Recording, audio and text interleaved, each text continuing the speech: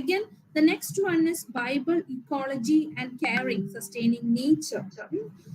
And it analyzes a particular work.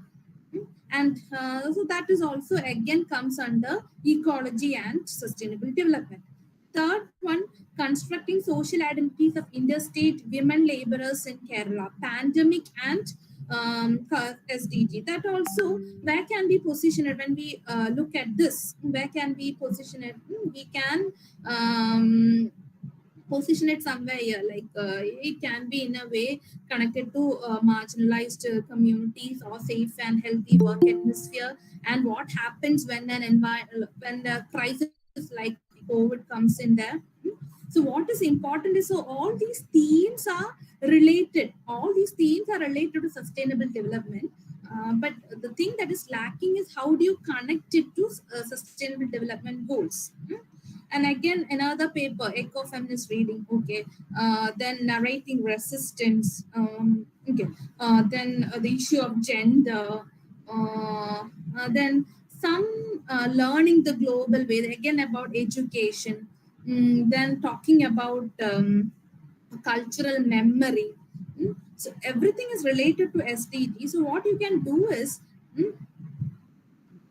okay, amalgamation of East and West, a study of Chautu Nadagam. When I saw the title of this paper, I was pretty much interested to look look into that. But what I could see is it was just a kind of, I'm not kind of a historicizing. So historicizing should be there in a paper like this, but not in the abstract. So you have to again a representation of disabled women, again talking about marginalized communities, then agriculture development, the post-human perspective towards sustainability. That was also very interesting abstract, where you connect the alternate options available now as part of technological advancement and how it aids in sustainable development. This one, okay. So whatever you do, what you can do is you should be connecting it to the goals of sustainable development. So I from whatever Dr. Anu told me, I heard that she already explained on how to write abstract and all. Is that done, ma'am? I think it's done. So Yes, ma'am, it has been partially done. Partially done. So whatever you do, then I'm going to talk in detail, but still, when you write an abstract, there should be a structure to it. And I don't know if these abstracts are going to be published in the form of a book. I guess that ma'am can give you a kind of standard directions on because some of you have divided your abstract into different parts, like methodology, then again what literature review. You have even subtitled the abstract. I'm not saying that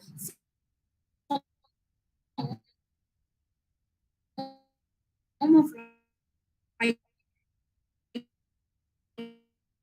an abstract. So if it is to be, if if all these papers are to be made into a song, like how to form your abstract, directions in the methodology 30, when we include all these things, that is, we include a bit of literature for that. But again, you will be given guidance in that respect. And so what I will talk in detail, since that thing was done, I'll tell you some things about identifying journals. So one thing that you can do is, before you make use of this online tools, what you can do is, so these are some tools. Maybe some of you might already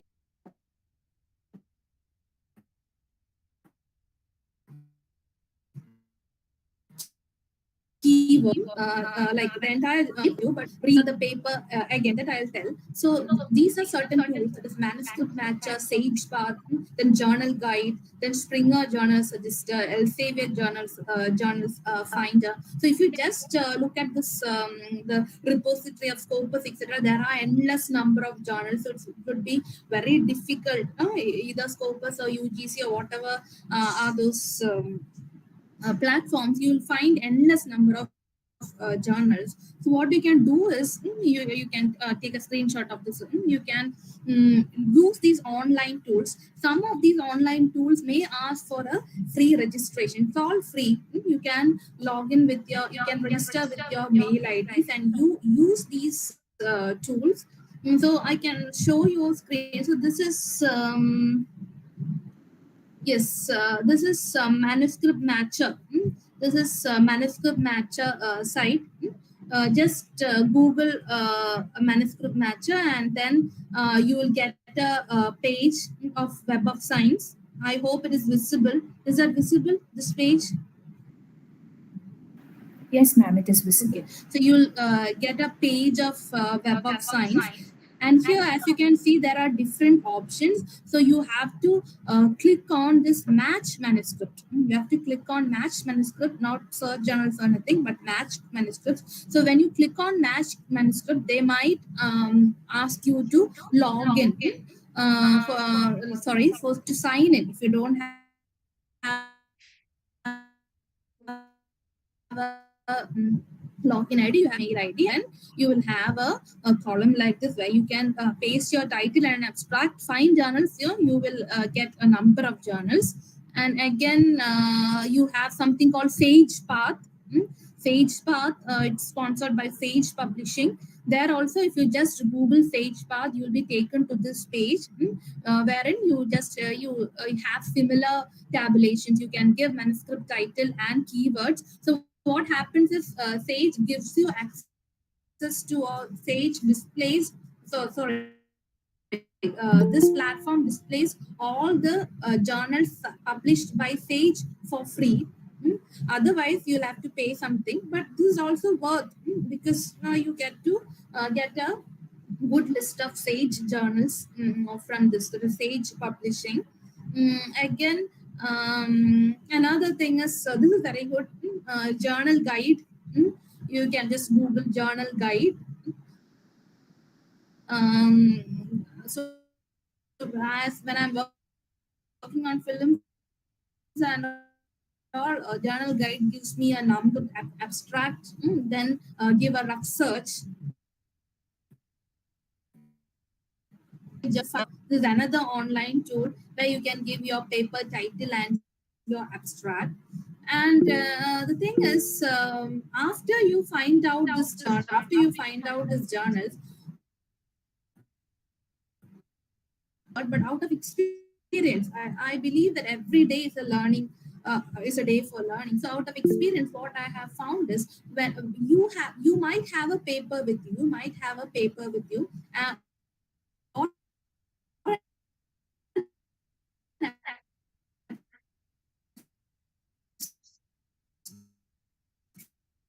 abstract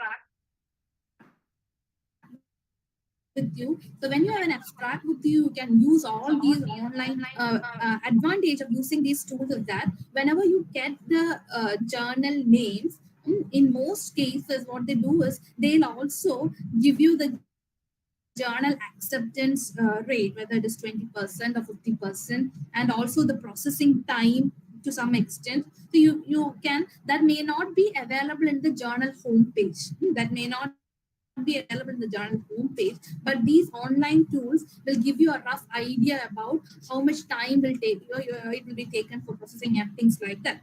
So once you get an n number of journals, what you can do is you can go to each of these journals website, see the editorial board and all, and it would be better if you have someone from not from India, maybe from South Asia, and see if there are authors with South Asian Institute affiliation who have published. It's not that you can't publish in journals where no one from India has a publication. People from India might be having publications, but they will be, in most cases, what I have found, they will be having foreign affiliations from foreign institutions. Affiliations matters in some sense, but on the whole, it matters on the quality of your article. So what you can do is, after you have found a journal, it is not necessary that you go on with the same title. For example, recently I was working on something related to psychiatric pluralism in Kerala. That is the alternate treatment methods. Like, apart from psychiatric treatment methods, what are the treatment methods in Ayurveda or religious healing and things like that. So I have been using all these tools, trying to find out the journals. So I got journals. As I was referring to something from religion and all, I got journals related to religion. As I was referring to the folklore of Naranathu Brandhan, I got journals related to archaeology, and things like that. So you will also get results, journals from diverse fields depending upon your keywords. So once you have reached a decision about which journal to publish, it's up to them whether to publish it or not. Where to submit your paper, you can, in a way. First, what you can do is go to the journal homepage, and in that search button you can search the very same keywords that you have used in your paper, and see if there are any related papers.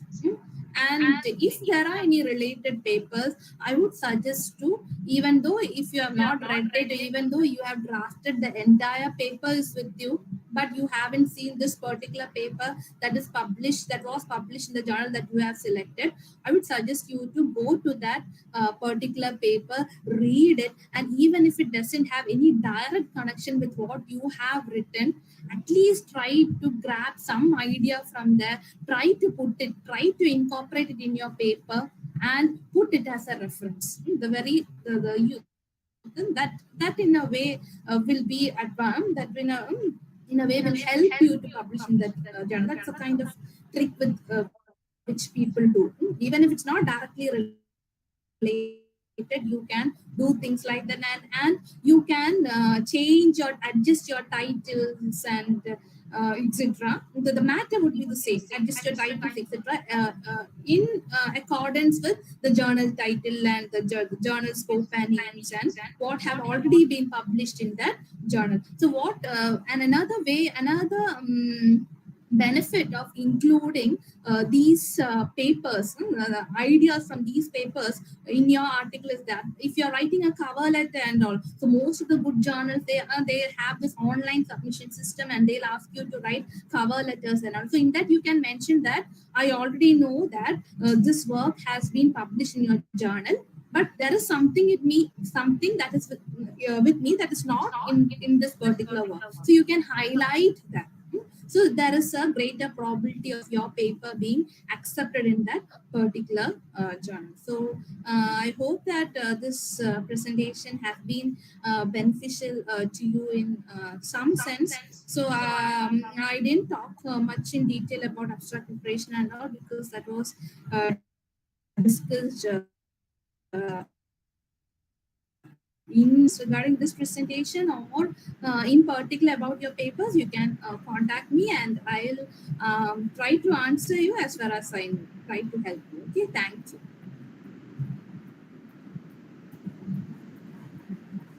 Gayatri ma'am, thank you very much for that Okay. very holistic presentation on sustainable development. Okay. While you were mentioning that we need to look at sustainable development not just from a literary perspective or from the perspective of any one discipline, but instead that we should have a multidisciplinary approach to sustainable development. I was actually reminded of Chief Seattle's speech when he says, we have reached the end of living and we are at the beginning of survival. We really need to incorporate the diverse disciplines and bring together measures to tackle the unsustainable practices that we human beings have brought to earth. And thank you also for individually looking at each paper that was submitted by the participants. It was very kind of you to do that. And I know that almost all the participants here would have doubly benefited because of all the extra information that you shared regarding the publication procedures and publication opportunities that are available online, especially when UGC care has become a huge obstacle for many researchers, budding researchers now. Thank you very much, ma'am. We Thank really you. had a wonderful session with you. Thank you. Thank you. The floor is now open for discussions. If the participants have any queries, they can either ask it by coming online, or you can either post it on the in the chat box. Meanwhile, Betsy ma'am, would you like to add something to Dr. Gayatri's talk? Of course, I don't have anything to add. I just want to congratulate her and thank her for her generosity for having worked so much and also looked through our, as Arya said, she had taken the effort to look into these abstracts and read them and offered these positive criticisms. So thank you a lot, Dr. Gayatri. And Thank you. the Thank you. and to the participants, I just have one word to say, that is, we at St. Aloysius College Research Center in English are committed to disseminate knowledge as well as to generate knowledge, to create knowledge. And this is one such attempt where we want you all to do research and publish your research. So please do that. And let us keep this not as a one-time event. Let us keep this as a continual event, set of events, series of events, so that we will continue having talks like this, and we will also find out some means to publish. So, Dr. Anu and all the resource persons we are coming to contact later, maybe they will all help us to develop. They help the academic community in India, especially in English literature. We had been much tarnished by many sort of bad news where people say that we don't know how to do research, we don't know how to publish, and we had been also been tarnished on issues of plagiarism. So let us now make this a new beginning, and let us all work in a more progressive way, more productive and useful way, so that our research will have their place in the proper journals. Not only in the proper journals, they will also or they should also have a place in the minds of the people, because they should be productive research. And that is why we have chosen a topic like this and had brought in such eminent resource persons like Dr. Gayatri and Dr. Anu. So thank you all. And please ask your doubts. You can also switch on your video and ask your doubts, video and audio, or else you can just put that in your chat box.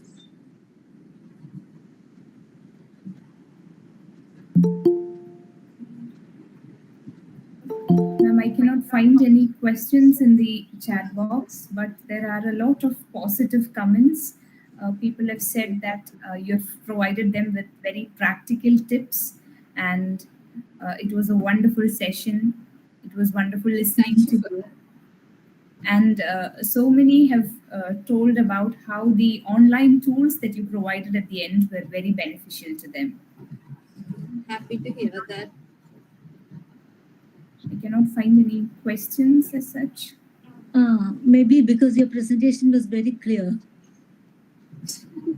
Yeah, some of them have told that it is really enriching to have such sessions.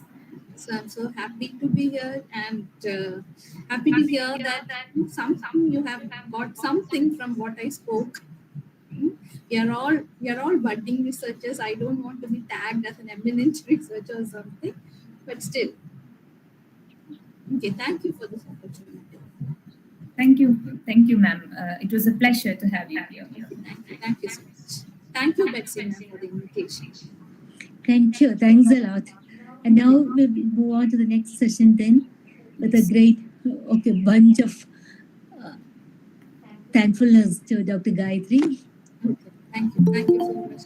I'll try to stay on for some time? Yes, please stay, please stay. We'll be very much honored.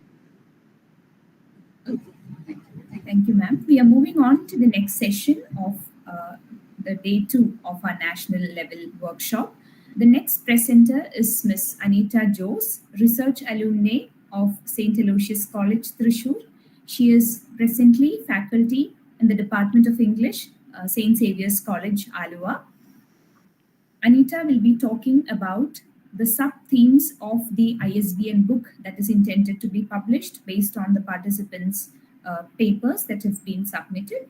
She will be touching upon the general guidelines to prepare a research paper. She'll be talking about the abstract and how to shape your argument and many more things like that. Anita, welcome, and the floor is all yours. Thank you, Arya.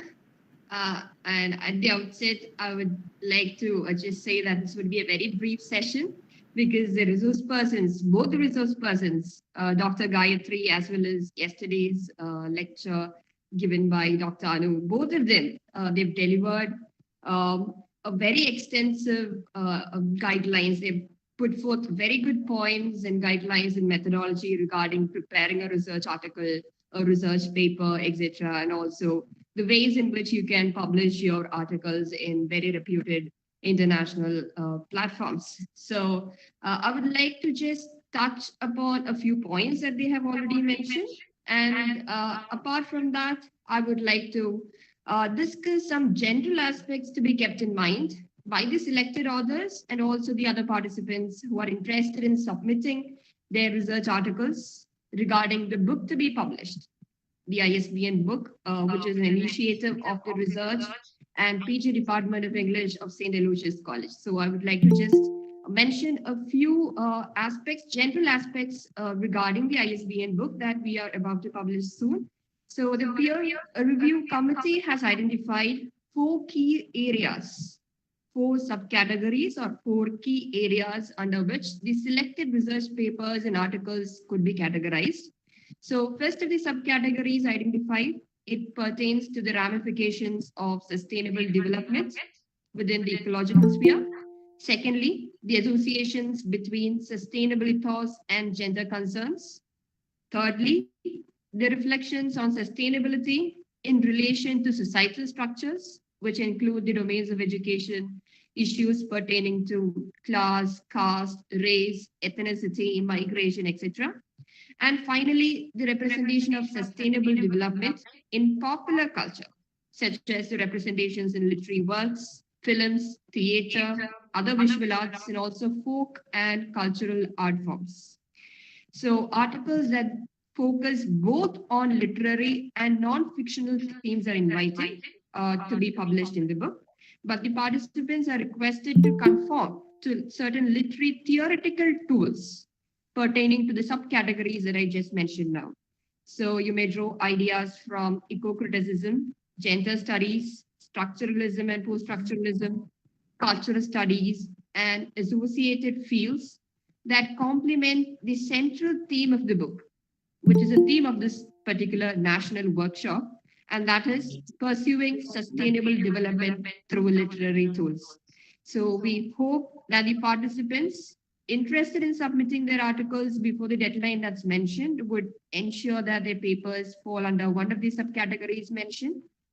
And we hope that the authors already selected would make necessary changes in their papers accordingly.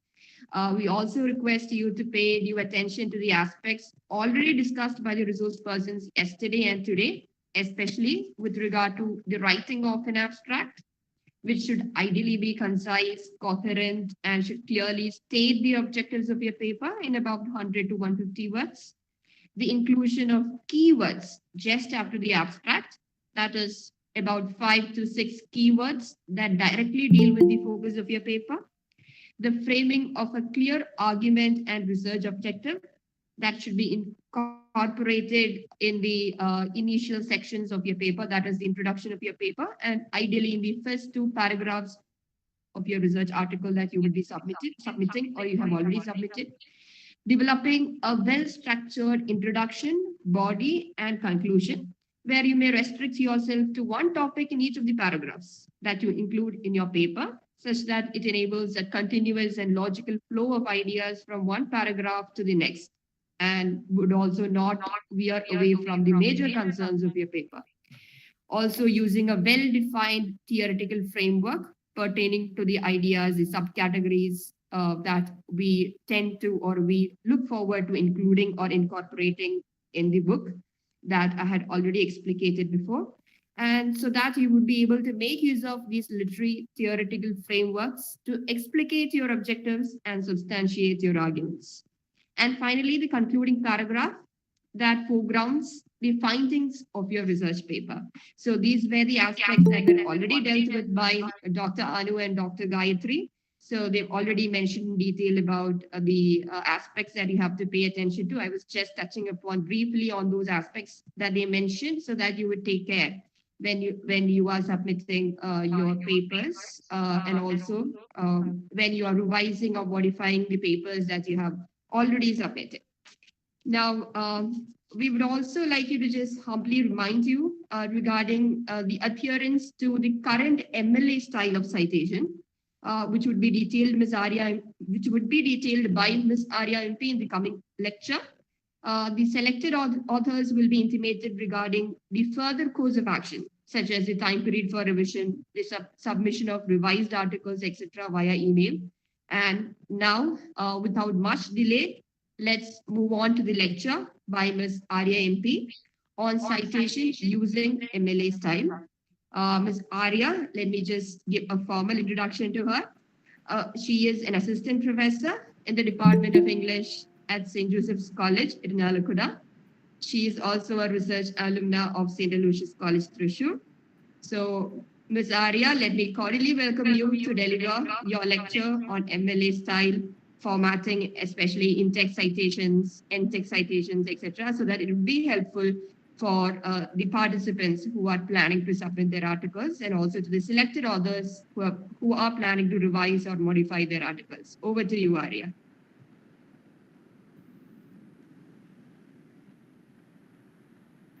Thank you very much, Anita.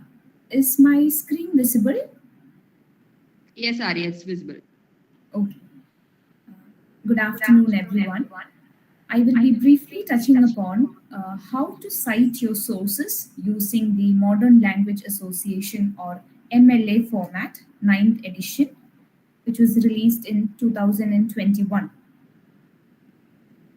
First, we need to know why we need to document the sources from which we borrow when we write a research paper. We know that we are doing a research. We are searching for something new from something that is already existing.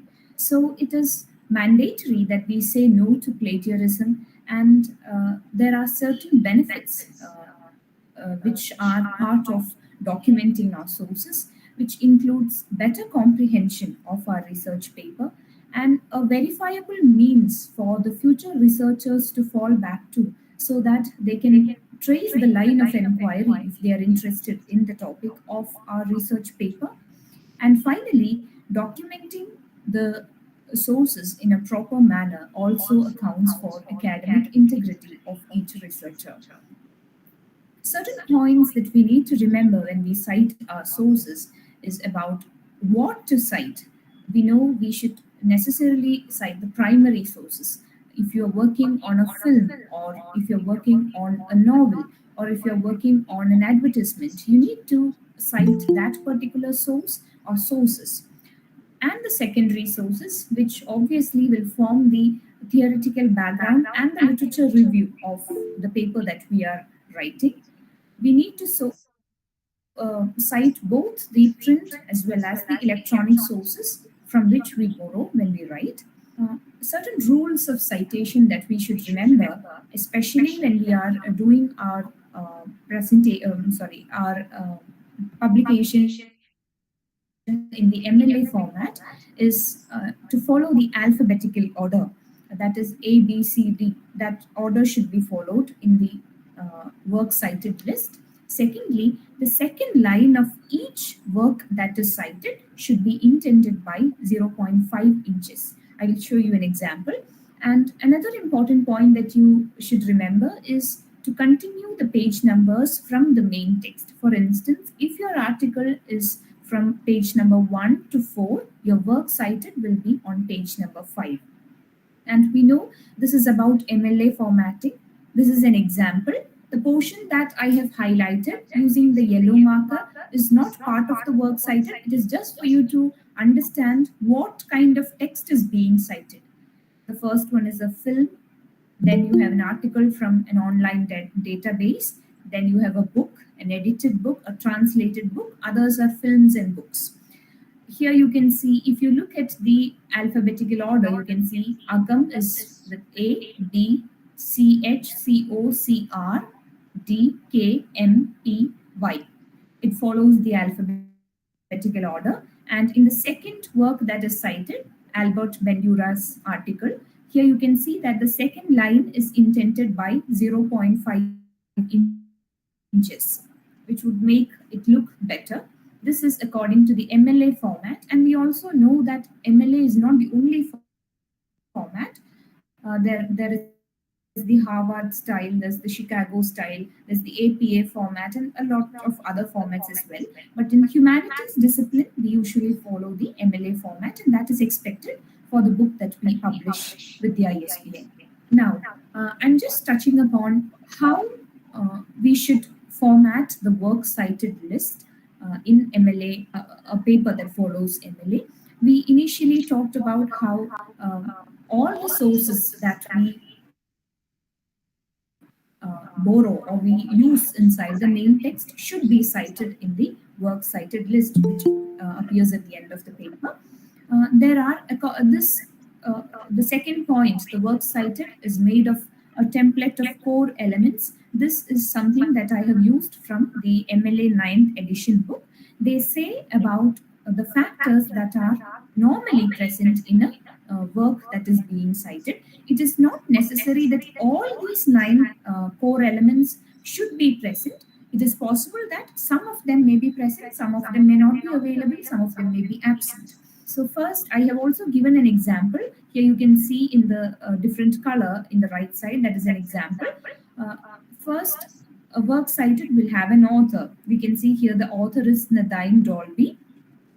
Secondly, the title of source means what work are we referring to? What work written by Nadine Dolby? The work is that is given next to it. Research in youth, culture and policy, current conditions and future directions. It is perhaps an article. And from the third to the last point, element, you can see all these belong to the container. You can see the third point is title of the container. Container actually means where did we take this main work from? Where did we take this essay, Research in Youth, Culture and Policy, Current Conditions and Future Directions from? We know this essay belongs to the journal that is titled Social Work and Society, the International Online Only Journal. That is the container in this case. Then next we have the contributor. Contributor means people who might have edited the journal or people who might have translated a particular book. Those people are called contributors. In this particular example, you don't find the name of any contributors. Then we have the version. Version generally refers to either the edition of a book, or here you have the volume number, that is the version of the book. Or sometimes books appear as books, or any sources appear as revised books. These are all part of version. Then the sixth point is number. Number usually refers to the issue number. Here you can see number 2 refers to the issue number. Then you have the publisher. Publisher is not present here in this example, but you know what a publisher is with regard to a book or an online journal. Then we have the publication date. In this example, you don't have the date, but you have the year, 2008. In some cases, when you are citing a magazine, you will have the entire date. Then finally, the location. The location does not mean the place from which the book or the source is published, because MLA 9th edition does not have the place concept, which was there in MLA 7th. location here means the page numbers, or if it is an online citation like what you can see on screen, the URL will also be part of the location. And we will core elements that will make a work cited contribution to the page, and some or all of these information can be obtained or should be obtained when you cite one particular work. Now we will move on to citing print sources. The first one is a book. I will explain the general format for one book with one author, and I will just mention the differences when the books are published in different versions. The first one is by one author. Here we can see the author is Toni Morrison. The second name appears first, followed by a comma, then the first name, and then full stop. Then the name of the work, it should be italicized, followed by a period. Then the publisher's name, followed by a comma, and the year of publication, followed by a period. This is the normal citation of a book with single author. Now, what if there are more than one book by the same author? Suppose we have two books by Toni Morrison. How do we cite it? After the first one, for the second one, you don't have to mention the name. You just have to put this 3 hyphens and full stop, which means it's the same author. And what is the order if there are two books or if there are more than two books? What is the order of presentation? Which book should come first? The latest book should come first. If you look at the year, you can get it. Here 2004 is the latest, so that comes first, followed by a book in 1973. Now, when a book has two authors, the first author's name will be inverted. That is, the second name comes first, then the first, and you use the conjunction and the second author will have the name in the normal order. Susan Gubar is her name. And in this case, you can see they are the editors too. That is why the name editors is given here. Now, if a book has 3 authors or more than 3 authors, we usually use the abbreviation et al. Here, the authors are Rita Sharon et al. Means Rita Sharon and others. That is what it means. Now, moving on. These are all an edition. If there is an edition, we add the number of the edition. If it's translated, we mention who translated it. If it's from an anthology, we mention the individual author and we mention the anthology. This will be, as we mentioned earlier, the title selected poems is the container of the poem Icing the Body Electric. And there are several other print sources as well. I just mentioned the most common ones. There are the newspaper articles, letters, government publications, historical records, dissertations, theses, pamphlets. All these are clearly documented or clearly given instructions about how they should be documented according to the MLA format 9th edition. Now, when we come to the electronic sources, I will again give the general idea about how a website is cited. First, if you have the name of the author or the compiler of the website, we give that in the same order as that of the print book. That is the second name first, followed by the first name, followed by full stop. Then we give the name of the website, Guide to Literary and Critical Theory. It should be italicized. This is followed by the publisher, if there is any. Here you can see U, which refers to university. It's the short form of university. And we know when we have to mention Oxford University Press as the name of the publisher, we actually do it only, we write it only as Oxford UP, which refers to University Press.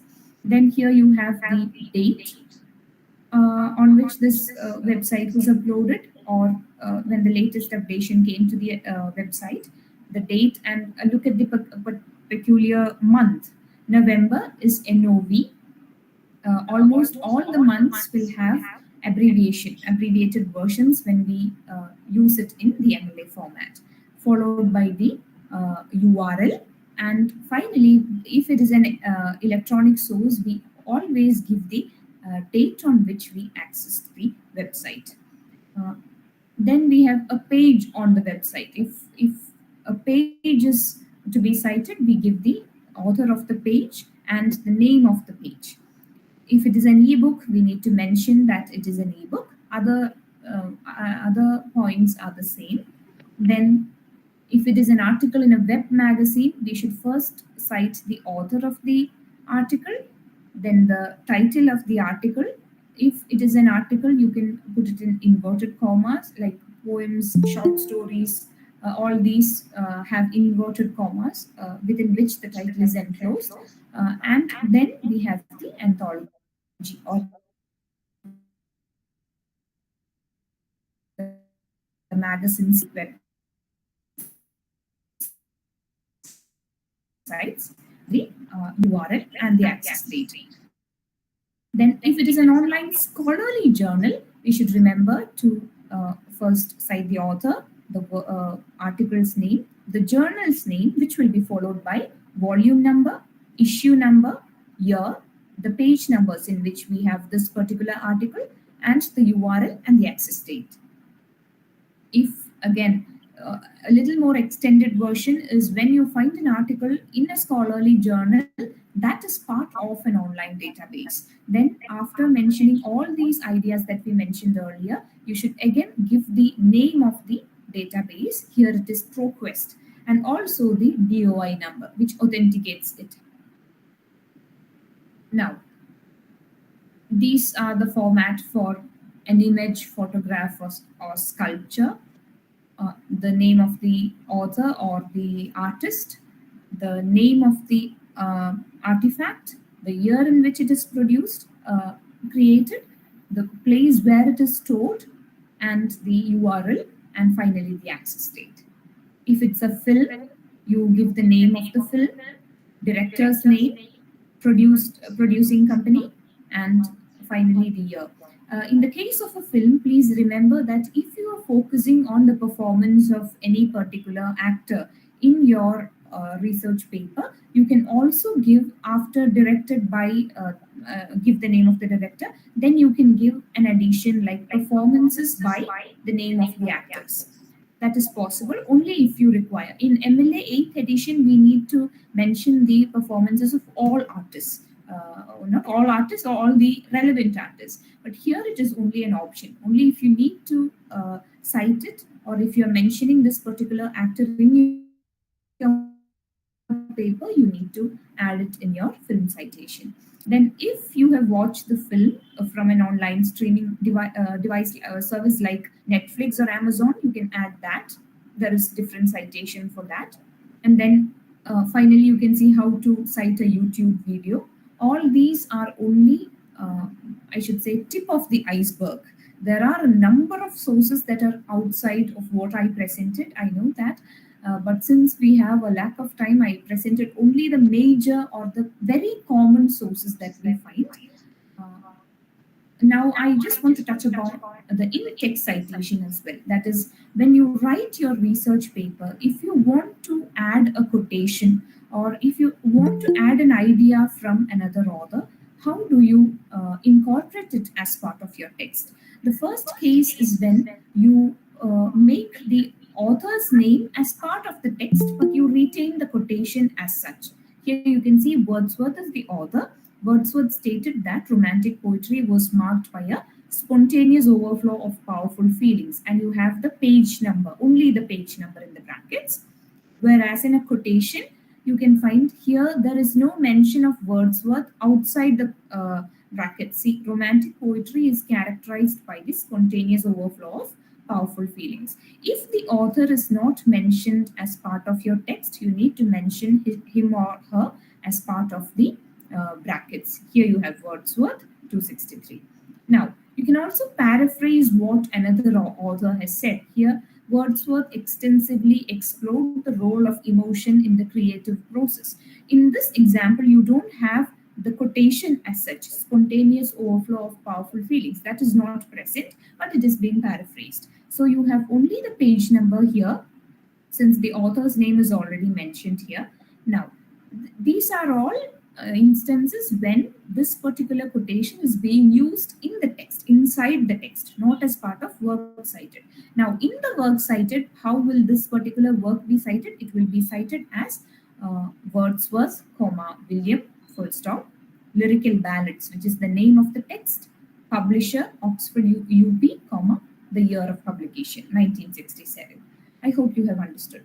Now, in the case of longer quotations, that is, quotations that have more than 4 sentences in prose or more than 3 lines if it is poetry, what we should do is after the text, we indent it by 1 inch, and then we give the quotation without the inverted commas. Unlike the previous case where we used inverted commas when it was part of the text, here there are no inverted commas.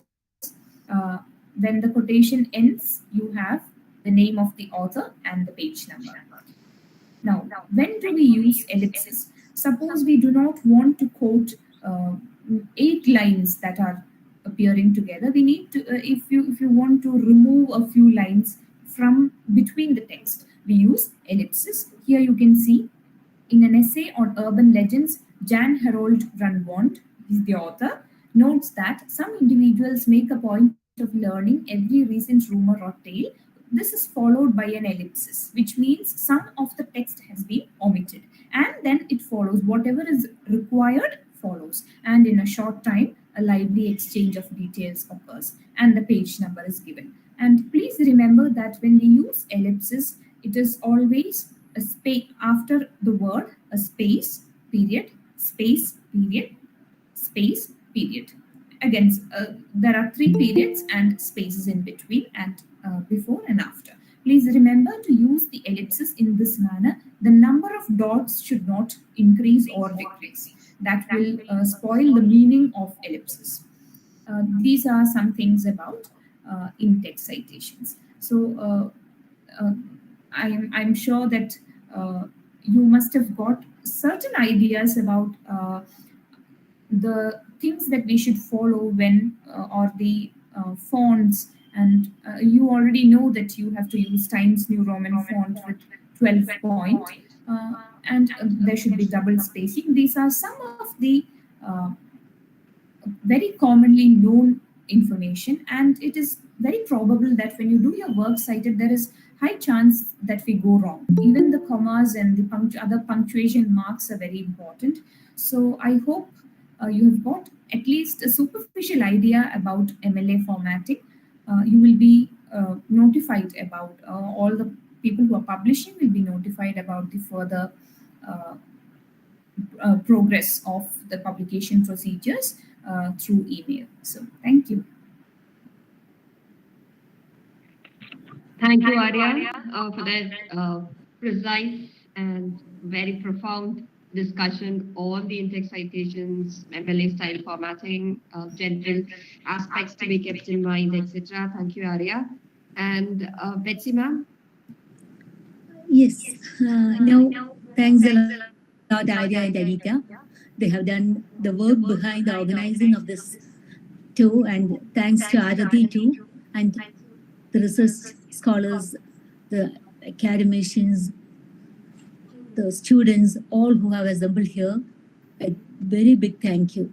And we hope to continue your cooperation, continue to have your cooperation, and continue to have your friendship, so that we can be one group of researchers who can definitely bring Indian research to a higher level. So thanks a lot. Thanks a lot for being here, and we can meet again maybe 1 month hence to deal with certain other things. And then by then, let me remind you that you should, if you're interested in publishing, you should send your abstracts. We are planning to bring out an ISBN book based on this, but not all papers can definitely, as you know, can be accepted. So only very few selected papers will be accepted. So please take care when you write your papers, and take care when you write your abstracts and send them. Okay, thank you all. So shall we wind up the session? Arya? Yes, thank you, ma'am. Anita, yes. I invite Ms. Arati Babu a research scholar at St. Aloysius College, to propose the vote of thanks. Good afternoon, everyone. I'm here to mark my gratitude and thanks to all the participants and resource persons involved in yesterday's and today's event. First of all, let me thank the resource person for today's session, Dr. Gayatri GR, and also of yesterday's session, Dr. Anu Kuriakos, for giving a very erudite and learned lecture on literary perspectives on sustainable development, as well as giving very useful tips for writing research articles. I also thank our research alumni, Ms. Arya MP and Ms. Anita Jost, for giving a very detailed talk on documentation style and guidelines for writing research articles.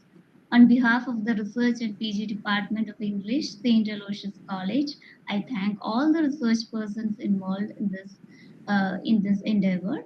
I also thank our principal, Dr. Chapo Jose P., the head of the Department of English and chairperson of both the day's session, Dr. Betsy Paul C., faculty members, research scholars, and participants for their active participation, encouragement, and support of today's and yesterday's event. Thank you, everyone, and I wish you all a good day. Thank you, Arya. Shall So, we wind up, ma'am? yes, thank you. Shall we wind up, Arya? You want to say something? No, ma'am. We will wind up. Okay, once more, a big thank you to everyone here.